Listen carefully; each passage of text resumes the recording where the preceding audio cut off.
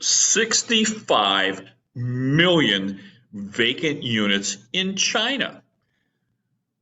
Now here we understand this. In China, they don't. We talked about this on my work 3 or 4 years ago now. I haven't highlighted it for a while, but 3 or 4 years ago, they had 50 million vacant units. Now they have 65 million units, and their #1 real estate developer, Evergrande, is in trouble. What a surprise. Literally, what a surprise. They're being, looks like they're going to lose their business and go out of business. And the Chinese government is going to make them finish what they have and bring another couple 100,000 units to marketplace when you already have 65 million that are sitting vacant. Now in China, this is how you count your wealth. Kind of like gold. Except gold is an international commodity that's thousands of years in the making. You can sell your gold anywhere. We can leave China and go sell it in Milan, Italy. We're going to still get the same price. Real estate, however, is regional. So they have 65 million vacant units that aren't being used. There's no return on investment. And as long as the prices are going up, everybody's happy. But when you see one of the largest developers start to look like they can't pay their bills, you're starting to realize that the market demand has gone.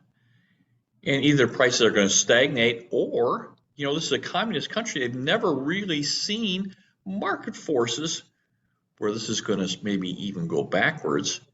So let me take a quick peek at what we saw from Zero Hedge this morning. And just a couple of these are land sales.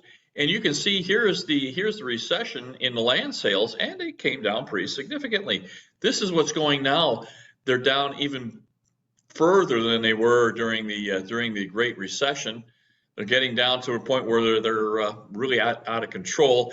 And here is really telling, this red line is 2021. You can see as September 19th, it's about a month ago, or I'm sorry, a couple days ago, that demand has dropped off 65%. And of course, when you start seeing demand drop off 65%, you know that prices are going to follow, because as prices are always follow demand. If you can't sell your units, you lower your price.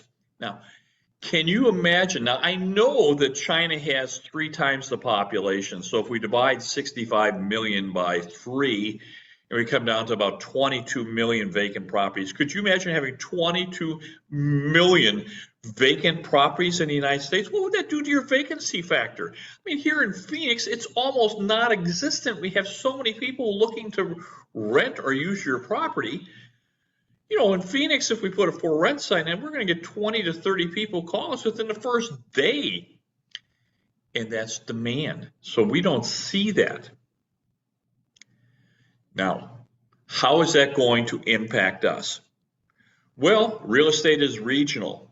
So China certainly is going to affect the materials. You're probably going to see air conditioners and refrigerators and all those things that have been really a problem in a supply line probably loosen up. Maybe you're going to see prices of those come down a little bit because they really kind of gotten out of control, because they're not selling them in China and they're still producing them. So maybe that's going to help us out a little bit. But China is regional. Probably not going to affect our real estate too much here. Is it going to affect our finances?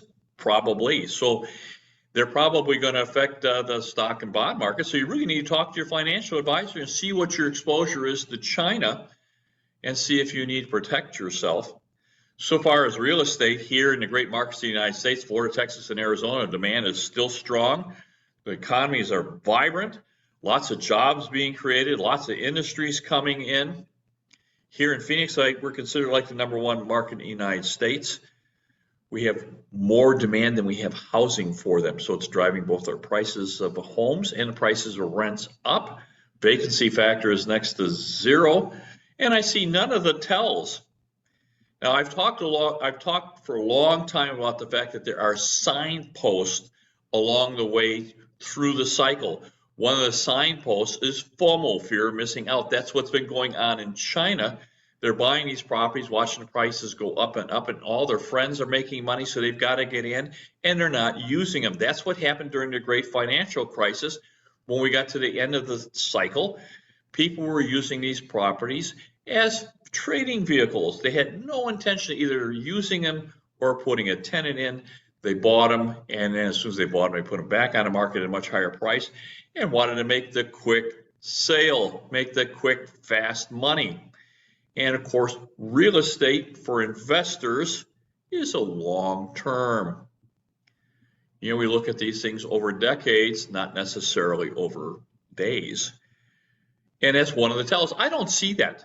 We don't see that. We've just got tremendous demand, and all these are being used. Now we have a lot of people who are buying these properties and renting them. That's true, and they're renting them to a lot of millennials who are kind of frozen out of the marketplace because there's a lot of cash being used. There's so much cash being used in our marketplaces, it's freezing out some of the beginners, and they're being forced to go rent properties, but the properties are being used.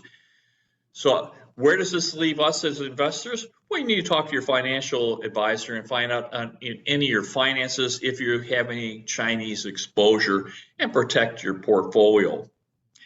Now, your real estate portfolio, if it's in the great markets, probably just fine. Probably just fine. Need to always pay attention. I'm not a Chinese expert, but our cycle is would be premature to think that we're nearing an end. My model just doesn't show that. Now, if you like my videos, give me a thumbs up. You're always welcome to subscribe. That really, really helps with our marketing. And I love your comments. You're welcome to put a comment on here so we can discuss this, because lots of other people will have the same thoughts you have, and you're welcome to put that out. If you need to reach me, it's michael@michaeldouville.com. I do offer consultation. I'm here in Phoenix, Arizona.